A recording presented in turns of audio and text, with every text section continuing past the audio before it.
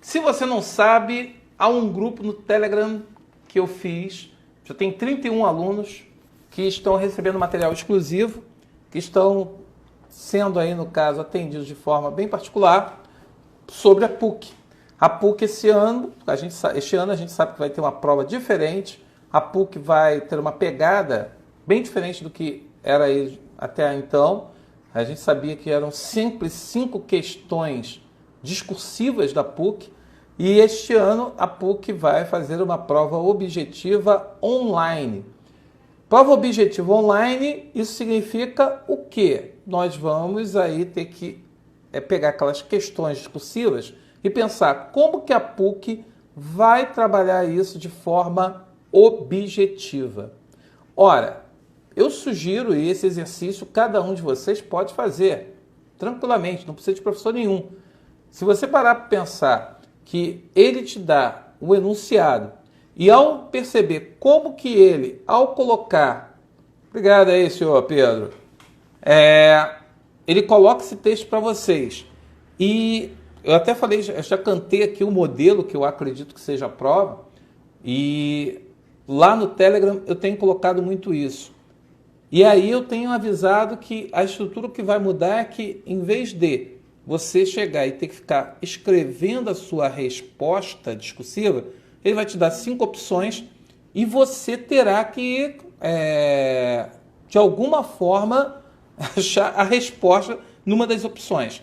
Então, a aula de hoje é sobre gêneros literários. É um assunto que eu acho que vai estar na prova. Sinceramente, não tem coisa melhor.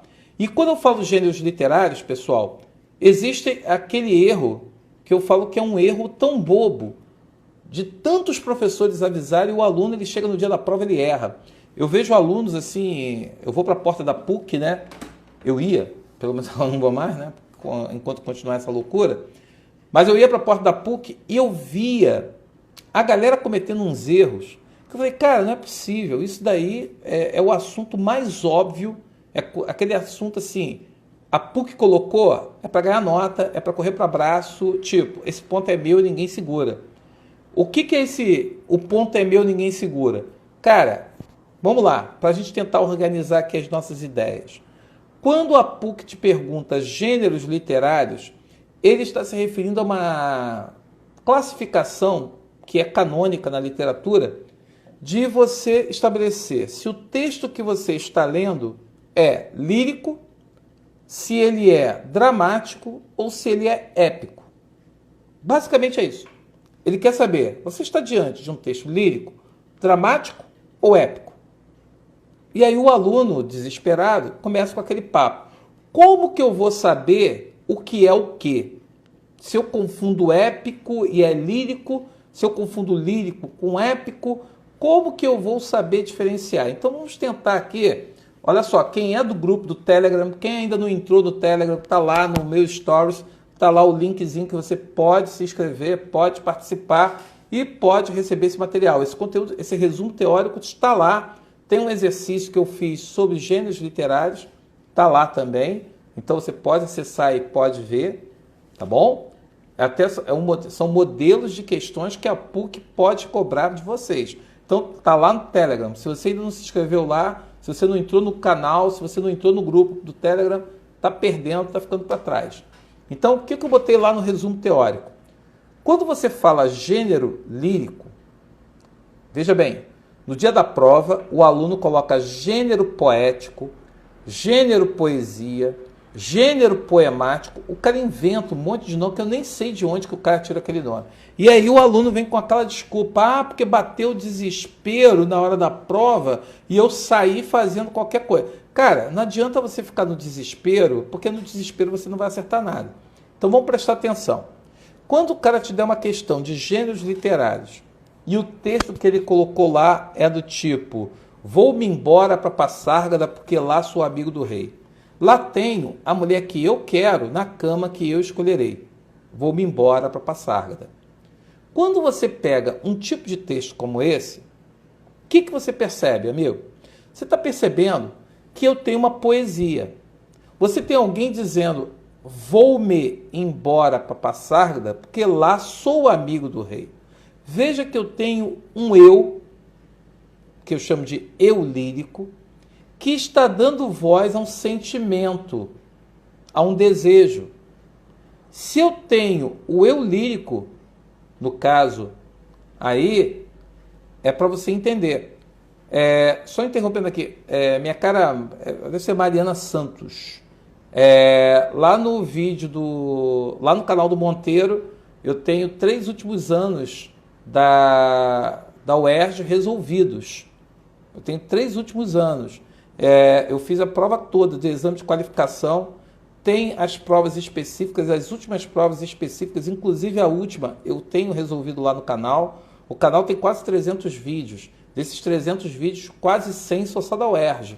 Então tem desde exame de qualificação, tem desde a prova discursiva, tem também comentários de aula de redação. Está tudo lá no canal do YouTube. Então, assim, o que está faltando agora no projeto é que eu tenho que fazer 5 vídeos do Policarpo Quaresma, que eu não estou agora para fazer porque a prova da UERJ é só em fevereiro, então eu tenho bastante tempo aí. Eu estou filmando agora, o UERJ, o Enem e PUC. PUC agora é urgente, SpaceX essa semana, então eu tenho feito projetos assim para atender demandas que estão à frente. PUC, SpaceX, acabando essas duas aí eu vou me dedicar, volto a falar de UERJ com o Enem, que aí eu vou estar com outra dosagem. Mas por enquanto é o que tem lá, tá bom? Outros vídeos existirão, mas não agora. Mas voltando aqui, galera. Então, quando o cara diz para você, vou-me embora para Parsarda, porque lá sou amigo do rei, ele está falando de um eu. Sou eu escrevendo poesia. Eu posso escrever aqui, tenho saudades da minha terra, ela me dá luz, me dá vontade de viver, a minha terra é o sal dos meus desejos. Olha só. Eu escrevi um texto aqui agora, inventei um texto agora, eu estou colocando o que eu sinto, o que eu penso. Então, quando você está lendo uma poesia e a pessoa está escrevendo para uma pessoa, está escrevendo sobre um lugar, está escrevendo sobre um desejo que ele tem, isso daí é uma questão individual, pessoal, sentimental. Sempre que predominar isso, eu tenho um gênero lírico. Então, na hora que o cara fizer a prova de múltipla escolha, ele com certeza vai botar o quê?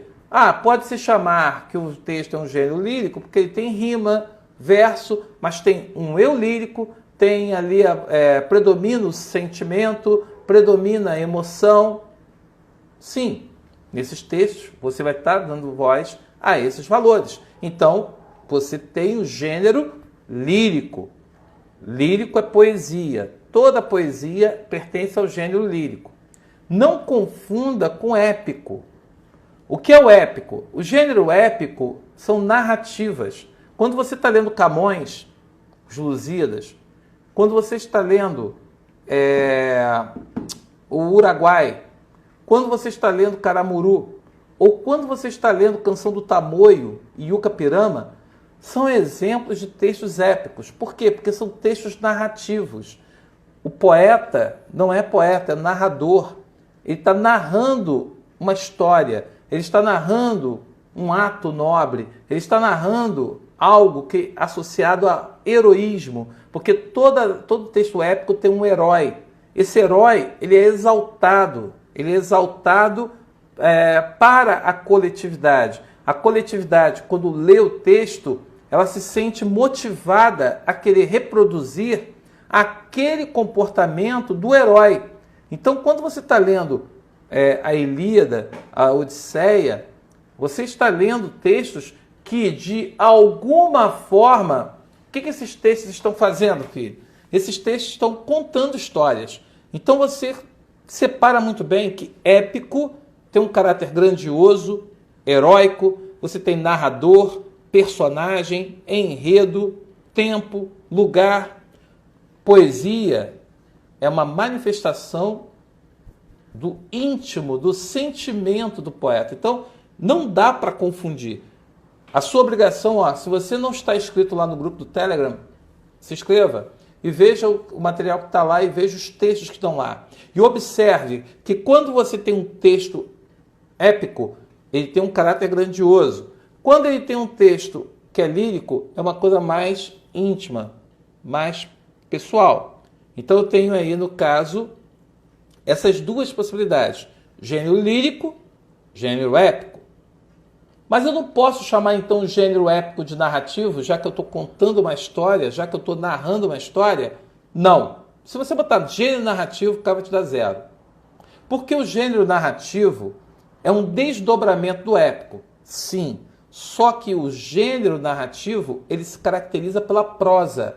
O que significa prosa? É um texto organizado em parágrafos. Eu tenho o texto em parágrafos, então quando eu estou lendo o Harry Potter, quando eu estou lendo lá 50 Tons de Cinza, quando você está lendo Cidade de Papel, Mulheres que Correm com Lobos, quando você está lendo esses textos são narrativos. Fábula, conto, crônica, são textos narrativos e são organizados em parágrafos.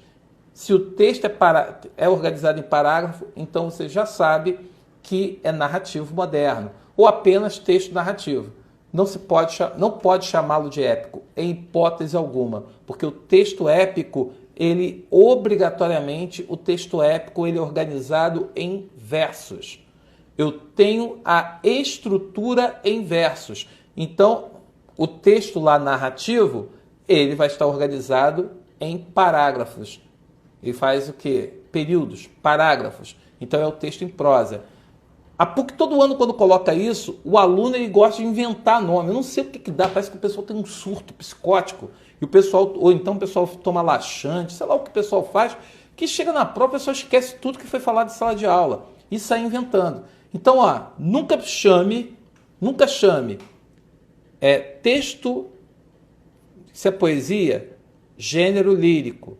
Se eu estou contando uma história em versos, eu tenho o que eu chamo de gênero épico. Ou epopeia, também eu posso falar que é uma epopeia, tá, pessoal? Épico, epopeia, mesma coisa. Gênero narrativo, para ser chamado de narrativo, tem que ser uma crônica, um conto, um romance, uma novela. Mini conto também pode entrar nessa parada. Então, assim, eu tenho esses 3 tipos aí. E o dramático, como é que fica? Olha só, o dramático é um tipo de texto em que você procura fazer com que as personagens subam no palco e deem vida ao texto. Então, veja bem, é um texto voltado para a encenação. É um texto que tem uma preocupação de imitar uma realidade, daí vem a palavra mimesis. Ele imita uma realidade e essa imitação, ela visa, de alguma forma, mexer com quem está sentado na plateia. Existem textos que emocionam. A pessoa começa a assistir a peça e começa a chorar com a peça. Há outras pessoas que vão vendo a cena e vão dando gargalhadas. Por isso que muita gente associa, né, a máscara do teatro, né, é a máscara do riso e a máscara do choro. Porque o choro é associado à tragédia e o riso à comédia. E aí que está a grande questão. Enquanto a tragédia tem esse caráter da educação, né, do homem pela cena e pela dor, por aquilo que leva à morte, da purgação. E você tem a comédia que procura fazer com que o riso desperte em você o seu olhar de uma forma crítica da realidade, mas usando o riso. Então, o teatro, ele bota no personagem, ele cria um texto para que os personagens subam no palco e deem vida a esse texto. E aí que está a grande questão, né? Pode, às vezes, você ter um personagem. E você nunca vai confundir o tipo de texto, porque quando é texto dramático, automaticamente você tem o nome da personagem, você tem normalmente um travessão e a fala da pessoa. Às vezes aparece o nome e a fala aparece logo abaixo, quando a pessoa não quer botar travessão. Então você bota o nome do personagem e coloca o texto. Então você pode, quando você fala de textos dramáticos, normalmente você tem o nome da personagem, travessão e você coloca o texto, a fala da personagem. É muito importante a gente reconhecer isso. Por quê? Porque o texto dramático tem aluno que está lendo um texto narrativo e aí, de repente, aparecem os travessões.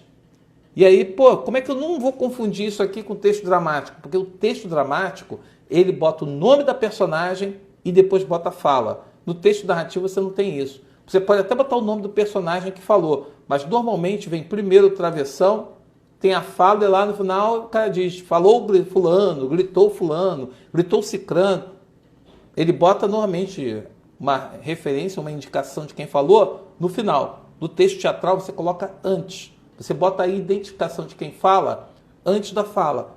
E você tem essa questão, né?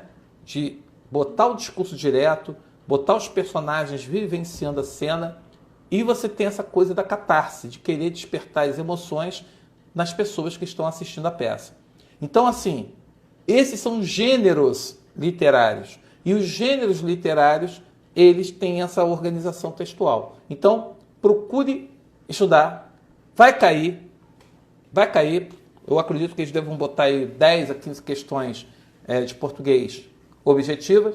Então, é uma questão que está no programa e que eles, sempre que podem, cobram. Alguém que está assistindo a aula aí queria perguntar alguma coisa, queria tirar alguma dúvida, aproveite para falar. Aí que eu estou abrindo aí a palavra, a pergunta para quem está assistindo. Alguma dúvida aí? Bem, quem está lá no Telegram já viu que eu botei textos, muita coisa de gramática. Botei desde morfologia, botei análise sintática, períodos compostos, formação de palavras, eu acho que também botei. Eu estou botando matérias que a PUC cobra. E eu vou lá também indicar que tem alguns vídeos prontos lá na página do Monteiro do YouTube, no canal do Monteiro do YouTube. Então você pode entrar lá e acompanhar também, assistir alguns vídeos rápidos e fazer exercício.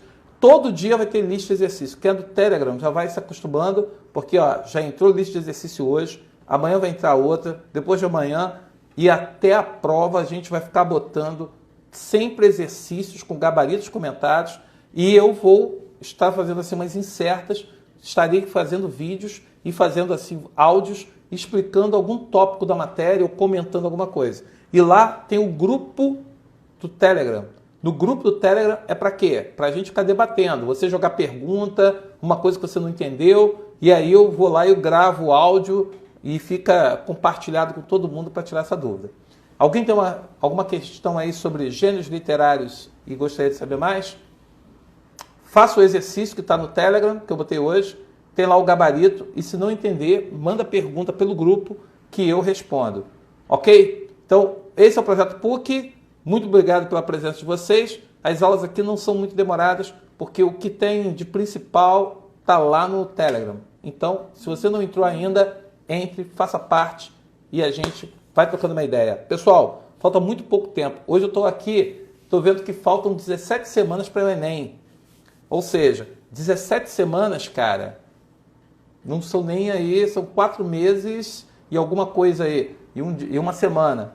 Então, assim, acabou essa semana, a gente vai ficar 4 meses certinho. Então, assim, agora o tempo está acabando. Então, ou a gente estuda, ou a gente vai ficar na saudade. E a prova da PUC já é em outubro. Então, por isso que eu estou botando um monte de questão, porque a ideia é que você faça muito exercício, tire suas dúvidas, se sinta confiante para tirar uma boa nota. Também botei material de redação lá, para quem quiser dar uma olhada, para poder ficar pensando, poder refletir e discutir com a gente aqui. Tá bom? Valeu pela presença, valeu aí pelo conteúdo. E mesmo que você não seja do Rio de Janeiro, seja bem-vindo, porque a gente vai estar de alguma forma cobrindo aí para a galera toda. Tá bom? Um abraço, até o próximo encontro. Valeu aí.